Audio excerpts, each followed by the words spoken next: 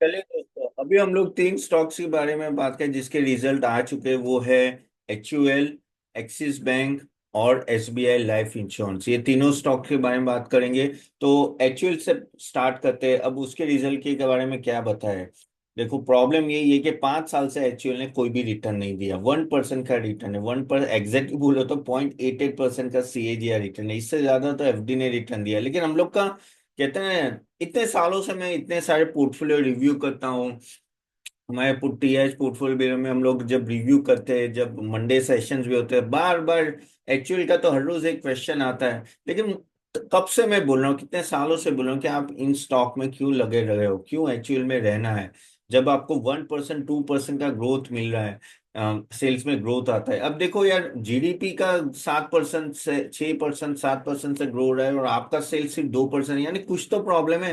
या तो मार्केट ज्यादा ही सेचुरेट हो गया है, या तो कंपनी परफॉर्म नहीं करे, जो भी है। लेकिन अगर इस तरह से ग्रोथ है तो क्या बोलना है इस कंपनी के बारे में। और ऑफ कोर्स तो भी हाईली वैल्यूड है, P रेशो काफी हाई है।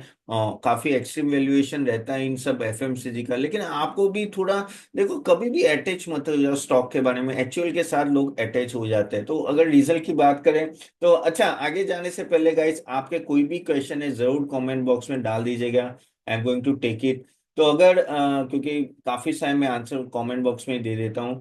तो बात करते हैं ईयर ऑन ईयर ग्रोथ। तो भाई, सेल्स ग्रोथ आपका 2.4% और पैड ग्रोथ 1.5% का है। अब सोचो, 1.5% का पैड ग्रोथ, यानी आप FD का 5% मिल जाता है। क्वार्टर टू क्वार्टर तो नेगेटिव है। अब क्या होता है, मार्केट क्या देखता है कि भी 1% से ग्रो रहा है, 2% से ग्रो है, अकॉर्डिंगली स्टॉक बढ़ जाता है या नीचे आ जाता है। लेकिन ओवर द इयर्स 5 साल में कोई फायदा नहीं हुआ है। ओके, और इसका नेगेटिव यही है कि एक तो फ्लैट ग्रोथ है, प्लस हमेशा flat to negative pricing growth रहता है मेनी सेगमेंट्स में, क्योंकि ऑलरेडी सेचुरेटेड मार्केट है, ऑलरेडी काफी सारे आपकी कंपटीशन है। तो आप 0.50 पैसा या 1 रुपया भी बढ़ाते हो तो प्रॉब्लम आ जाती है। Gross margin year on year 140 पर BPS डाउन है, क्योंकि देखो, लास्ट क्वार्टर की बात करें तो इन्फ्लेशन ज्यादा था, इसके वजह से इबिटा मार्जिन भी कॉम्प्रेस है। तो आप बोलोगे भाई लास्ट क्वार्टर तो भाई आपका इन्फ्लेशन ज्यादा की वजह से आपका कॉस्ट कम है, तो इसका इस क्वार्टर तो इन्फ्लेशन कम है तो मार्जिन बढ़ना चाहिए। हाँ, शायद बढ़ेगा, उसमें कोई डाउट नहीं है। ओके, लेकिन प्रॉब्लम ये है कि ग्रोथ नहीं आ रहा है ना आपका। अब देखो, सेल्स ग्रोथ ही नहीं आएगा तो प्रॉब्लम है।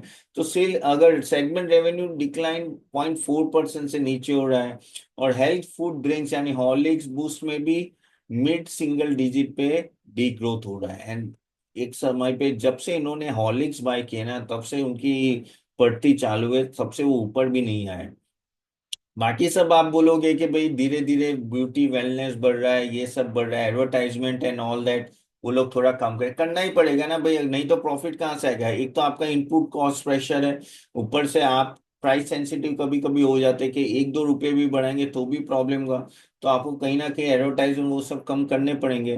तो यहाँ से भी क्या लगे, मैं देखो मैनेजमेंट तो बोल रही है कि भाई हम लोग ग्रोथ स्ट्रेटेजी फॉलो करे। आई डोंट नो किस तरह की ग्रोथ स्ट्रेटेजी है। 2% को कोई ग्रोथ स्ट्रेटेजी बोले तो क्या बोले।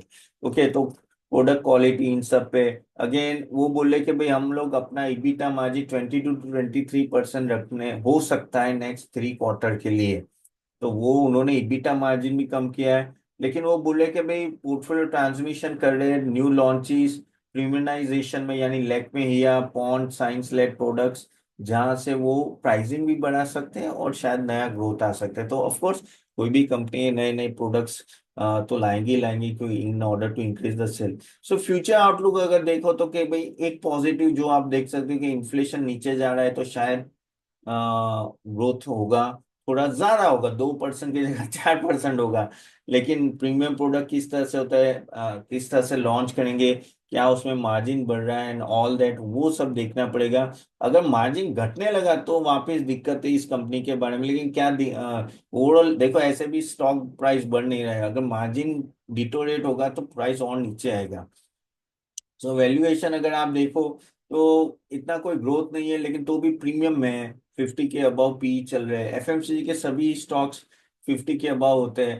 तो eight the end of the day आपको देखना है कि ग्रोथ नहीं आ रहा है तो क्यों ये प्रीमियम, क्योंकि वो डिविडेंड भी देते हैं। और कहते हैं ना कि कोई भी यानी अच्छे दिन हो या बुरे दिन, ये स्टॉक इतने गिरते नहीं है लेकिन बढ़ते भी नहीं है। सो डिविडेंड यील्ड 2.3% के आसपास है, तो भी अगर आप डिविडेंड यील्ड ले ऐड भी कर लो तो भी आई थिंक इंडेक्स रिटर्न ज्यादा हो सकता है। तो this is what my take is, front में बोल रहा हूँ यार, एक्चुअल में I am not too much hopeful. Otherwise you can take your own decision before investing. मेरे कोई इन्वेस्टमेंट नहीं, मेरे क्लाइंट्स के हो सकते हैं। ओके, चलिए बात करते हैं। बाय द वे, आपको हमारे प्रोडक्ट्स देखने हैं तो कौन सी सर्विस हम लोग जो recommendation service across equity, mutual fund, bonds और ईटीएफ सब में दे रहे हैं, तो आप हमारी वेबसाइट लॉन्च देख सकते हो, लिंक मैंने दी है। और नेक्स्ट मास्टर क्लास के भी लिंक है, मास्टर क्लास नहीं बट हम लोग एक वर्कशॉप करते हैं जहां हम लोग बात करते हैं कि किस तरह से आपको करंट रिजल्ट को देखना है, किस तरह से आपको आगे बढ़ना है, तो उसकी भी लिंक दी गई है।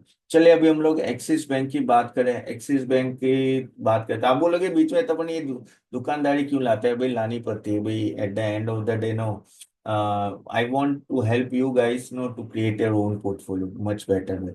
अब एक्सिस बैंक की बात करें तो एक्सिस बैंक अगर आप देखो ओवरऑल पीछे 2 3 4 साल से अच्छा रिटर्न दे रहा है, ऐसा कोई प्रॉब्लम, लेकिन ये साल एक्सिस बैंक ने काफी अंडर परफॉर्म किया है अपने पीएस के सामने। अगर आप लोग आईसीआईसीआई बैंक लो, एचडीएफसी, आईसीआईसीआई एचडीएफसी दोनों 26% से ज्यादा अप है, लेकिन एक्सिस बैंक अगर आप देखो तो 3%, कोटक बैंक भी 37% से अप है। लेकिन 5 साल का सीएजीआर रिटर्न देखोगे तो ठीक ठाक ही है, एक्सिस बैंक का 20% से ऊपर है, तो वो कोई प्रॉब्लम नहीं। लेकिन इस बार का है ना, एक्सिस बैंक की ग्रोथ थोड़ा कम हो रहा है, और एनआईए सिर्फ 1.5% से बढ़ा है, क्वार्टर क्वार्टर 5% से ईयर ऑन ईयर बढ़ा है। नेट प्रॉफिट ऑलमोस्ट फ्लैट है, और वही प्रॉब्लम आ गई कि भाई फ्लैट है यानी कोई प्रॉफिटेबिलिटी नहीं हुई, उसके वजह से थोड़ा प्रॉब्लम होता है। तो gross gross NP 25 basis point कम कम है। लेकिन अगर थोड़े चीजें बेहतर भी है कि इनके नीम नेट इंटरेस्ट मार्जिन मेंटेन है, और ग्रॉस एनपीए और एनपीए काफी हद तक लो है। एनपीए तो ऑलमोस्ट 0.33 है, तो कोई प्रॉब्लम नहीं है। और पैक्ट ने ऑलमोस्ट एस्टिमेट के हिसाब से दिया है रिजल्ट, ऐसा नहीं है, लेकिन एक्सपेक्टेशन हमेशा एक्सिस बैंक से ज्यादा होती है। तो प्रॉब्लम क्या आ रही है? तो प्रॉब्लम ये हो रही है कि इनका लोन ग्रोथ है ना, सिर्फ 8% ईयर ऑन ईयर है, जबकि 15% से पूरी इंडस्ट्री ग्रो करी है। तो यहाँ एक बड़ा प्रॉब्लम है कि ये क्योंकि इनकी लोन ग्रोथ इतनी स्लो है, उसके वजह से इनकी प्रॉफिटेबिलिटी नहीं बढ़ी है। और क्रेडिट कॉस्ट ऑलरेडी अभी भी high compare to ICICI bank, CASA ratio थोड़ा डाउन है कंपेरेटिवली। लेकिन वो ये लोन ग्रोथ अगर वहां बढ़ती 8 से 15 20 होती तो इनको डायरेक्टली री रेटिंग हो सकती। तो अब लोन ग्रोथ मैनेजमेंट सोच रही है कि भाई, गाइडेंस दे रही है कि आगे जाके 12 से 13% का लोन ग्रोथ हो सकता है। एसेट क्वालिटी वो मेंटेन स्ट्रॉन्ग करने वाले, लेकिन credit cost around 50 to 60 BPS around रहेगा, लेकिन तो भी हाई है, वो थोड़ा कंटेन करना चाहते हैं, लेकिन देखते कर पा रहे हैं कि नहीं। और कासा रेशियो भी वो इम्प्रूव करना चाहते हैं। तो ये कुछ मैनेजमेंट की बात है। एक्सिस का मैनेजमेंट बुरा नहीं है, अच्छा ही है ओवरऑल, लेकिन समहाउ ये साल परफॉर्म नहीं कर पा रहे हैं। तो अभी इसमें रिस्क क्या है आगे जाके? इसमें रिस्क ये कि अगर लोन ग्रोथ नहीं आई तो बड़ा प्रॉब्लम है। अगेन नीम कॉम्प्रेशन नहीं होना चाहिए।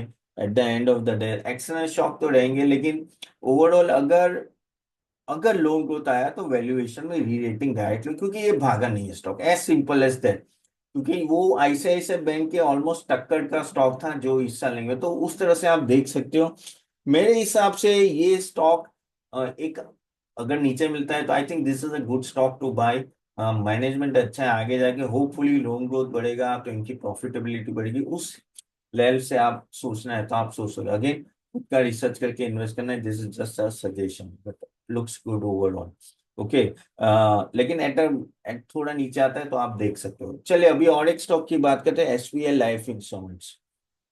ये भी एक ऐसा स्टॉक है जो अपने कॉम्पिटिटर से सामने, यानी आप आईसीआईसीआई लोम्बार्ड, सॉरी आईसीआईसीआई ले लो, देन एलआईसी ले लो या एचडीएफसी लाइफ ले लो, इन सब के सामने, आईसीआईसीआई प्रू लाइफ, इनके सबके सामने ना आई थिंक इस स्टॉक ने ना कंसिस्टेंटली अच्छा रिटर्न दिया है ना, मच मच बेटर रिटर्न। और उसका रीजन कि इसका रिजल्ट अच्छा आता है, इसकी ग्रोथ भी अच्छी है, and SBI as a brand has really grown in life insurance a lot. Okay, अगर मैं इसके रिजल्ट की भी बात करूँ तो रिजल्ट अच्छा था, कोई डाउट नहीं है। अगर एनुअलाइज प्रीमियम की बात करें तो ऑफ कोर्स ग्रोथ 2% का था, लेकिन वीएनबी मार्जिन 220% से ऑलमोस्ट बढ़ा है, so that is very good. Net profit flat है लेकिन डी ग्रोथ नहीं है। कभी कभी क्या होता है कि ये स्टॉक है ना इतना काफी हद तक अपने टॉप से ऑलमोस्ट कैसे 12% डाउन है। अगर ओवरऑल ओवरऑल तो 12% बहुत कम है, और ये परफॉर्म किया है ओवर द इयर्स, लेकिन रिजल्ट ठीक था, यानी इतना ग्रेट भी नहीं था तो ठीक था। और अगर हम लोग आगे बात करें तो वीएनबी मार्जिन जो बढ़ा है वो उनके लिए सबसे बड़ा फायदा है।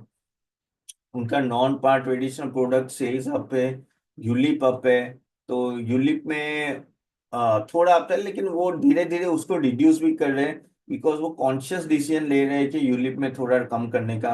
ऑपरेशनल स्ट्रेंथ इनकी अच्छी है, परसिस्टेंट रेशियो स्टेबल है, कॉस्ट टू एपी भी मेंटेन है, और कंप्लेन रेशियो भी काफी लो है। सो कंप्लेन रेशियो भी बहुत अच्छा होता है, क्योंकि कंप्लेन रेशियो में क्या होता है कि आपको फिर एक अच्छा खासा अमाउंट भी पे करना पड़ता है आगे जाके।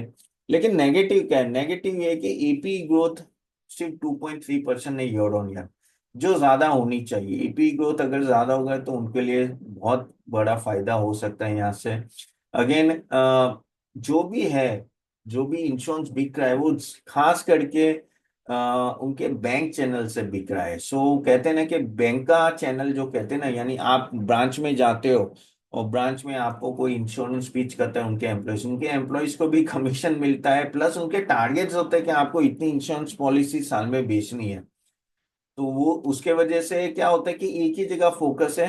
आपको एसबीआई लाइफ इंश्योरेंस के एजेंट कम मिलेंगे। आपने देखा होगा एचडीएफसी लाइफ के एजेंट होते हैं, एलआईसी के एजेंट होते हैं, आईसीआईसीआई के, लेकिन एसबीआई के लाइफ के मैंने बहुत ही कम एजेंट देखे। इवन बजाज के भी मैंने काफी एजेंट देखे।